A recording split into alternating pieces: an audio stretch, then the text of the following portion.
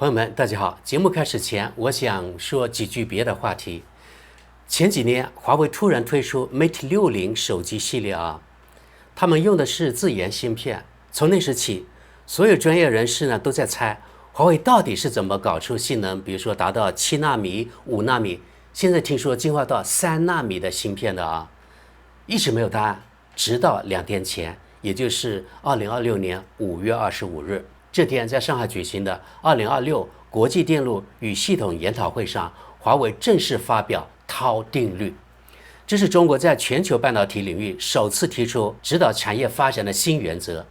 基於該定律，華為過去6年已成功設計並量產了381款新芯片。今年秋季，華為將發布新的麒麟手機芯片，完整採用邏輯折疊技術，大幅提升相關性能。濤定律提出以時間微縮代替幾何微縮，以系統性降低時間常數濤為目標。預計到2031年，基於該定律的高端芯片晶體管密度將達到 1.4 納米製程的同等水平。朋友們，這應該是革命性的新思路吧？相當於不依賴阿斯麥高端光刻機，另闢賽道，一舉超過台積電。我不知道這樣說對不對。現在在網上有很多關於該話題的節目，因為我自己呢不是專業人士，所以不好也不敢深入這個話題。但是我看了在網上有不少台灣人一個勁的貶低濤定律，所以從這點可以看出他們怕了，也反映出美國對中國的科技打壓完全失敗。說真的前天看到這個話題的時候，雖然我自己不懂得這個原理，但是心裡還是非常高興的。可是朋友們，今天我們聊的是一個完全不同的話題。我們都知道30多年前東西德統一的時候，中國從政府到民間是完全支持德國統一的，對不對？按理說德國人應該有同理心，有感恩心，对不對？但是呢，事實並非如此。就我在德國觀察，我已經在德國32年了我的觀察是，在德國從政府到民間都是反對中國統一的。為什麼？我一直搞不懂。也許是對於中國這個政治體制的反感，也許是對於中國現在越來越作為制度性競爭對手，以及在很多產業對德國形成競爭，可能這個有很大的因素。但是我認為至少有一半的原因是基於意識形態，因為他們無法接受一個所謂他們認為的這個威權體制來吞併一個民主台灣，所以他們接受不了。我想這也是大部分西方國家的邏輯。這2天，德國聯邦議院一個由5名跨黨派議員組成的代表團訪問台灣，再次引發兩岸以及國際輿論的關注。這5個人分別來自不同的政黨，包括德國的綠黨、基民盟、左翼黨，以及甚至德國右翼選擇黨也有1名議員參與。換句話說這不是單一黨派的個人行為，而是一次帶有德國國會層面象徵意義的跨黨派訪問團。這5名成員當中，包括團長是所謂德國國會友台小組主席綠黨籍的徐德芬，以及來自基民盟的有2位，一個叫做 Reicher， 另外一個叫 Wilsch。左翼黨的那位成員叫 Eising， 還有呢選擇黨的這個人叫 Kraft。公開消息顯示，在台灣，他們除了會見賴清德，他們還計劃參訪台灣科技與半導體園區。中國方面不得不有所表示，中國外交部隨後表態，強調德國應恪守一個中國原則，反對任何形式的官方往來。德國議員訪問團則回應說民主國家之間的交流不應受到第三方干涉。注意他們用的是民主國家這個詞。那麼問題就來了，德國為什麼現在派人訪台？他們到底是為了什麼？是故意刺激中國，還是為了刷國際存在感？甚至有人懷疑，是不是他們這些人受了民進黨的好處？今天咱們就從國際政治、德國內政、歐洲戰略轉向，以及最近5場中的4場接連訪華，其中當然也有涉台的動作，這幾個角度系統性的聊聊這件事。那麼第一部分先說結論這不是一次簡單的所謂訪問。很多人看到這個新聞就會覺得啊，不就是幾個外國議員訪台嘛，有什麼大不了的？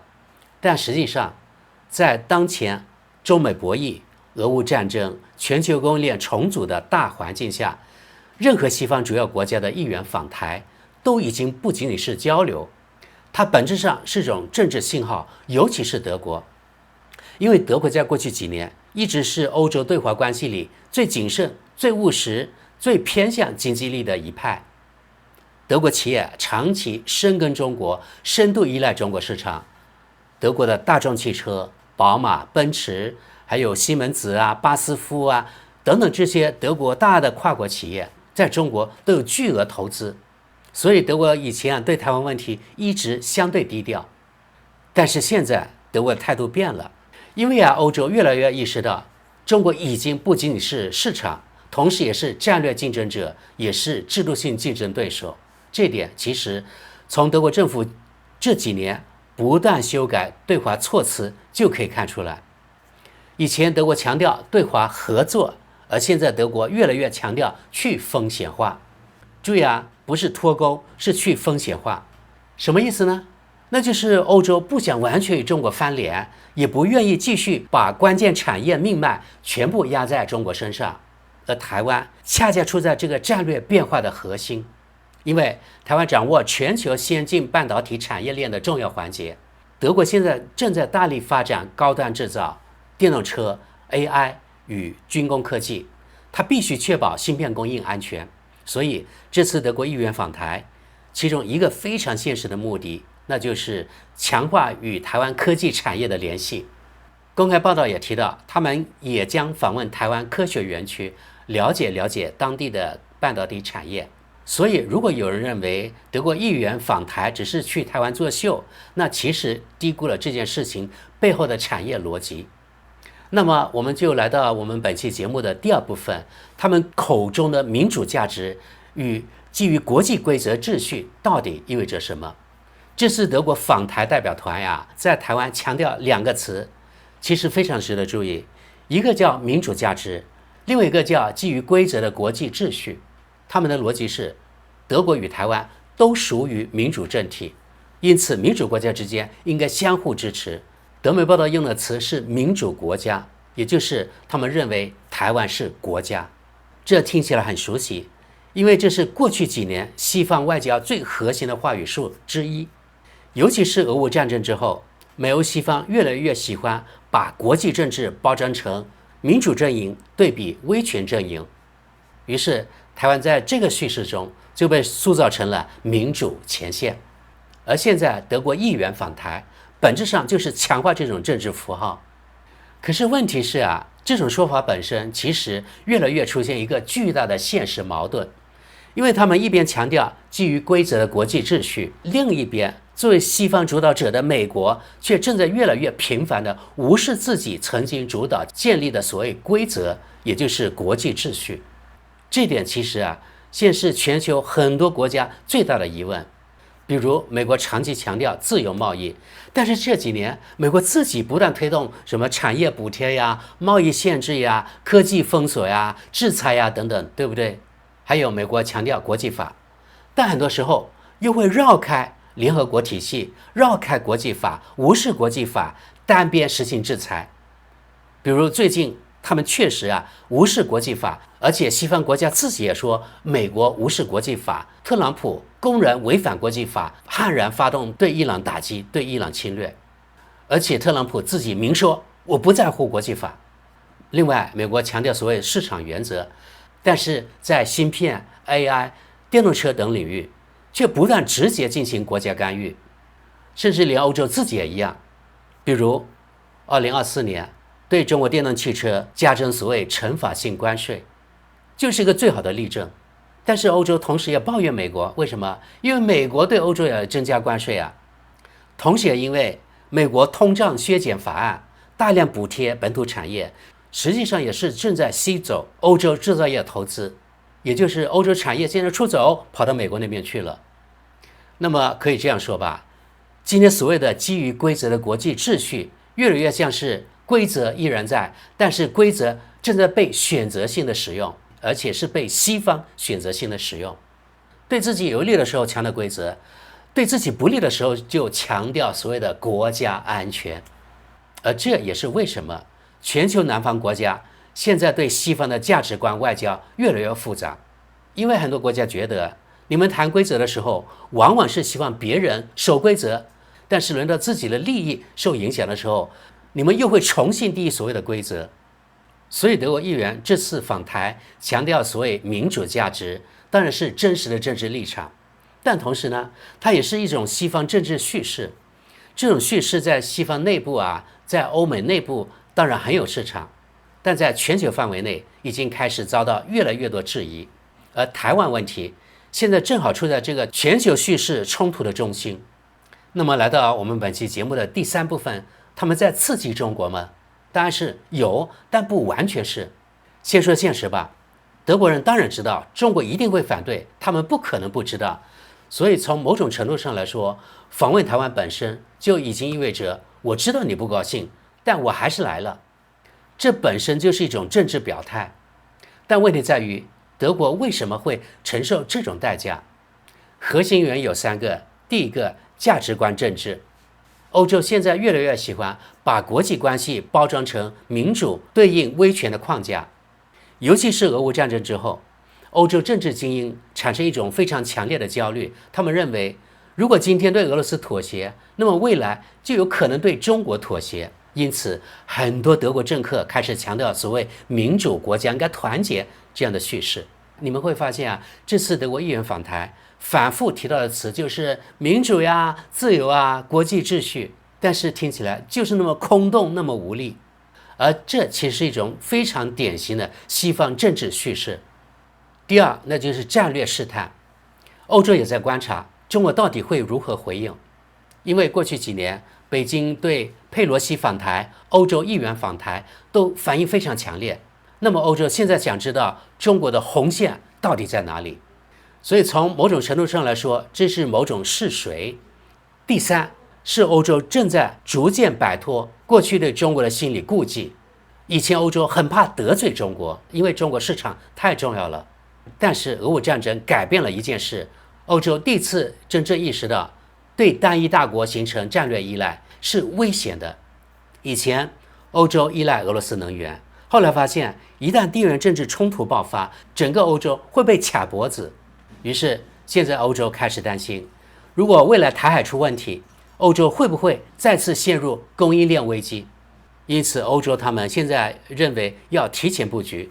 所以現在德國議員訪台並不只是要刺激中國，更準確的說是歐洲在重新調整對華戰略中的一個動作。那現在我們到本期節目的第四部分，這些德國議員訪台是不是想撈什麼政治資本？這答案其實是當然有。政治人物做任何國際動作都會有政治考量，尤其是在所謂的西方民主國家，德國這些議員訪台至少能獲得三種政治資本。第一，國際曝光度，不是每個德國議員可以每天上國際新聞的，但是一旦涉台，馬上引起國際媒體的關注，尤其是現在台灣問題已經成為國際焦點，所以對於很多議員來說，訪台是一個快速建立國際形象的機會。第二個原因，強調個人外交標籤，在德國政壇，很多議員專門經營某個國際議題，有人專注中東，有人專注環保，有人專注北約，有人專注台海兩岸話題。而所謂友台對華強硬，現在正在越來越成為一種新的政治標籤。尤其是綠黨內部，這是一個非常反華的政黨，他們非常的強調所謂價值觀外交。第三個原因就是爭取德國國內的選民。現在德國社會對中國的看法其實比10年前負面太多了，尤其是所謂的新疆呀、人權啊、俄烏戰爭之後，德國輿論對中國警惕明顯上升，所以對中國強硬在德國部分選民中很有市場。這其實和美國有點類似。朋友們，在這裡呢要強調一件事，撈政治資本不等於沒有真實戰略意圖。很多國際政治行為本來就是利益、意識形態、選舉、戰略多重因素混合，不能理解為他們只是為了出名。國際政治從來不是那麼簡單。那麼現在我們來到本期節目的第5部分，這5名德國議員有沒有被民進黨收買？這個問題在網上討論也很多，但截至目前沒有公開證據顯示這些議員被民進黨收買了，做了利益交換。但是我們也可以這樣說，既然沒有證據，我們合理懷疑也不是不可以啊，對不對？我們也可以懷疑這5名德國議員受到了民進黨的收買，這麼懷疑也可以吧？歐洲國際政治裡，政黨之間確實存在長期交流、智庫合作、基金會往來、政治接待。歐洲很多政党他們有基金會，本來就長期參與國際政治活動，也就是說他們互相勾連。但是前面也提到，也不等於沒有被收買，這個可以這麼說，是仁者見仁，智者見智。更重要的是，如果你真的了解德國政治，就會發現德國議員訪台其實已經形成制度化趨勢，這在西方其他國家也差不多。從2022年開始，德國已經有多次不同層級的代表團訪台，甚至德國政府內部對台灣問題的公開討論也明顯增加。換句話說，今天德國涉台動作不是某個議員突然被收買，而是整個歐洲政治氣候正在變化。但是朋友們啊，別忘記了，這並不代表台灣方面不再積極經營歐洲關係。民進黨當然包括台灣其他黨派，當然希望擴大國際支持。台灣也確實主動邀請歐洲議員安排參訪，強化議會外交。從台灣媒體報道來看，現在那個賴皮啊，相當的高潮。今天很高興再次見到德國跨黨派議員訪團來台，總統賴清德在總統府接見。他表示，台灣和德國同樣珍惜民主、自由等普世價值，民主夥伴攜手合作，才能維護以規則為基礎的國際秩序。借這個機會，我要感謝德國政府以及國會對台灣的重視與支持。我們看到前年9月，德國軍艦時隔22年，再度通過台灣海峽，並強調台海屬於國際水域，捍衛自由航行權。感謝德國國會友台小組也多次重申支持台灣的國際參與，再都讓台灣更有力量，與更多夥伴攜手為全球發展貢獻心力。德國國會友台小組主席徐德芬提到，這次訪台受到中國外交部批評，但是德方的立場明確，民主國家往來不應該受到外力阻撓。他也說會密切注意軍購方面的議題，很期待看到美國總統川普和治理台灣的人通話。賴總統則提到，這幾年台灣和德國在民主價值、經貿科技等領域都不斷保持交流，尤其台積電在德勒斯登投資設廠，更是台德產業合作的重要里程碑，不僅僅促進台灣和歐洲的產業交流，也進一步提升台灣和德國為全球民主供應鏈韌性做出貢獻。總統表示，期待未來台德雙方在資安、國防和災害防救等領域繼續深化合作，共同守護民主價值。現在我們來到節目的第6部分，法國、德國議員接連訪台。是巧合，還是歐洲內部已經形成默契？還有一個非常值得注意的細節，就是在德國跨黨派代表團訪台的同時，也有一個法國代表團在訪台，其中包括法國社會黨第一書記富爾。這就讓很多人產生了一個疑問：法德這些政治人物之間私下是不是已經溝通過？為什麼會在同一時間段連續出現歐洲政客涉台動作？這裡面其實很可能有一種非正式協調。注意啊，他們之間不一定有秘密會議，但是歐洲政界本身是高度互通的。歐洲議會、北約體系、各類智庫、什麼基金會、外交論壇等等等等，本來就讓歐洲政治精英之間保持長期交流，尤其是對華問題上，歐洲內部的討論越來越頻繁。所以，即使他們之間沒有明確的串聯，也很可能形成一種政治氣候。簡單說就是大家都意识到歐洲对华政策正在進入調整期，而台灣正逐漸成為這個調整中的重要議題。那為什麼偏偏是現在？因為現在歐洲面臨幾個巨大焦慮。第一，美國重心正在全面轉向印太。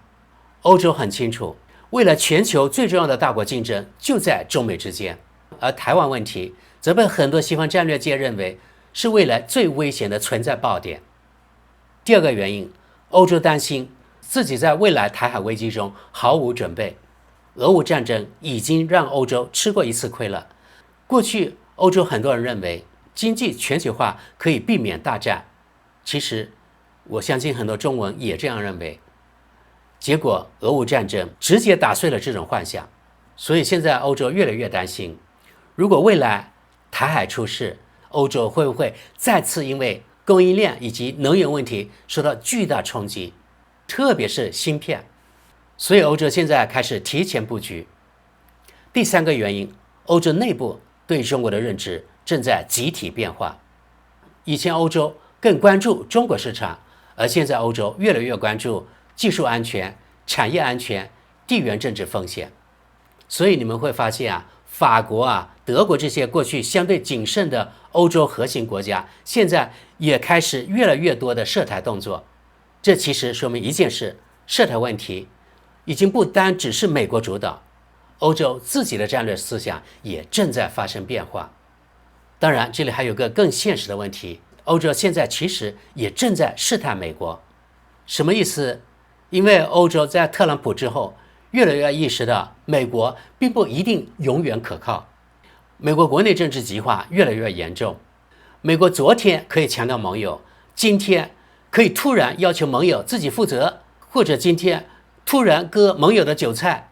所以歐洲現在出現這樣的局面，一邊是主動或者是非主動配合美國的印太戰略，另一邊呢也在嘗試建立自己的亞洲布局。而台灣現在正好成為歐洲進入印太事務的一個切入口。現在我們來到本期節目的第7部分，為什麼這段時間5場中的4場接連訪華，其中也涉及到台灣問題，這裡才是真正值得關注的重點。最近一段時間，聯合國5場中的4場，那就是法國、英國、美國以及最近的俄羅斯領導人接連訪華。特朗普更明確表示，台灣是中國自己的事，兩岸才幾十英里的距離，美國沒有必要跨越9500英里為台灣出力，而且他反對台灣獨立。俄羅斯當然也堅決站在中國一邊，明確表示台灣是中國一部分。當然，法國、英國最高領導人訪台也是基於一種原則，所以在這個時候邀請或是接待德國議員訪台，這等於是給民進黨雪中送炭。另外，涉台操作反映的是全球戰略結構正在變化。美國就不用說了美國已經把中國定義為長期戰略競爭對手，台灣是美國印太戰略的重要支點。英國則是在脫歐之後希望強化全球存在感，因此非常的積極介入印太事務。而法國呢，一直強調自己是印太國家。法國本來就是個歐洲小國，那為什麼他強調自己是印太國家呢？因為法國在太平洋有它的海外領地，而德國原本是最保守的，但是現在也在慢慢做出調整。所以你們會發現，現在主要西方國家正在逐漸形成一種默契，這種默契就是不一定正式承認台灣，但是會逐步強化與台灣的實質關係。為什麼會這樣？因為他們越來越擔心，未來如果台海發生衝突，整個全球經濟都會受到巨大衝擊，尤其是芯片。現在全球最先進的芯片大量依賴台灣，所以現在西方國家在做的事，本質上是在提前建立政治聯繫、經濟聯繫、產業聯繫，這樣未來即使局勢惡化，他們也能有更多戰略緩衝。那麼我們節目的第8部分，中國會怎麼應對？中國的立場其實一直非常穩定，核心就是反對建交國與台灣進行官方往來，因此北京一定會對這種訪問表達反對。但有意思的是，中國現在的反對其實越來越分層。什麼意思呢？如果是美國高層訪台，北京方面反應最強烈，但如果只是歐洲議員竄台，雖然有抗議，但整體仍相當克制。因為中國完全明白，歐洲這些小癟三，除了放幾個臭屁、惡心人之外，還能幹嘛？另外，中國不希望因為台灣問題全面惡化與歐洲的關係，尤其當前中國經濟還是需要歐洲市場。所以現在北京的策略更像是持續反對，但避免全面失控，而歐洲那邊則在一點一點推進。於是雙方就形成一種非常微妙的博弈。現在我們來到本期節目的第9部分，未來最值得警惕的不是訪台，而是歐洲戰略認知的變化。很多人把注意力放在5個議員，但真正重要的其實不是人數，而是歐洲正在重新定義中國。以前歐洲認為中國首先是貿易夥伴，現在歐洲越來越認為中國同時還是制度性競爭對手、地緣政治挑戰者。這種認知的變化才是真正深層的東西。因為認知改變，後面的政策也會逐漸跟上，包括供應鏈調整、關鍵產業去風險化、加強與台灣合作、增加印太軍事存在、加強與美國協調。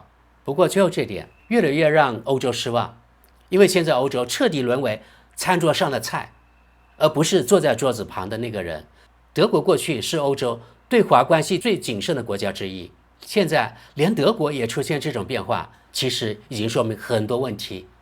所以朋友們，現在總結下，德國這次跨黨派議員訪台絕對不是一次普通的交流，它背後至少包含4層邏輯。第一，歐洲對華戰略正在調整；第二，台灣半導體與供應鏈價值越來越重要；第三，西方國家現在正在強化民主聯盟敘事；第四，德國國內政治內部也需要對華立場這種政治資本。至於是不是刺激中國，可以說有這個成分，但更準確的說，這是歐洲在測試、在布局、在重新定位。至於是不是被民進黨收買，目前沒有公開證據，但是如果我們懷疑也沒有錯，因為民進黨的經營外交大家又不是不知道，對不對？過去幾十年，包括民進黨也好，國民黨也好，不管是他們誰執政，都在搞所謂的金援外交。但是金援外交，民進黨絕對比國民黨更積極，花的錢也更多。真正值得關注的也不是某個議員訪台，而是整個歐洲對中國的戰略認知正在慢慢發生結構變化，而這可能才是未來幾年台海局勢、歐洲政治乃至全球秩序變化中最關鍵的一個部分。好的，朋友們，本期節目就到這裡，感謝各位，我們下期見。